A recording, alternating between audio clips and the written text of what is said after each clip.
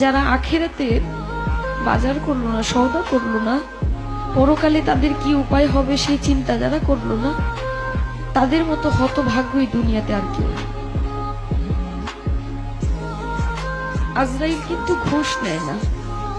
আমি অনেক টাকা গান করতে করতে অনেক টাকার মালিক, বাড়ি গাড়ি সবই আছে, যদি বলি যে আপাতত আমার গাড়িটা নিয়ে যান, আমাকে কয়েকটা দিন সময় দেন, মানবে? কারো কথা মানবে? মৃত্যুর কথা যে মানুষ দিনে 5 বার স্মরণ করে, সে কোনো ভুল কাজ করতে পারে না।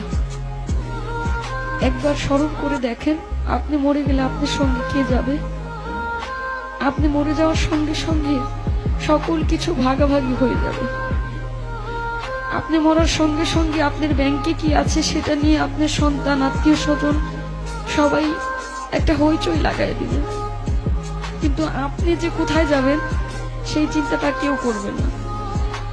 মৃত্যুর কথা যখন স্মরণ হয়, নিজের কাছে খুব অপরাধী মনে হয় যে আজরাইলের সামনে কি জবাব দেব, কি বলবো সেদিন, কি বলার আছে আমার। কিন্তু মালিকের কাছে একটাই চাওয়া, আমার নবী করিম সাল্লাল্লাহু আলাইহি ওয়াসাল্লামের কালেমা যেন আমার এই জবানে জারি হয়, আমি যেন মৃত্যুর সময় বলতে পারি কালেমায়ে তাইয়্যিবা লা ইলাহা ইল্লাল্লাহু মুহাম্মাদুর রাসূলুল্লাহ সাল্লাল্লাহু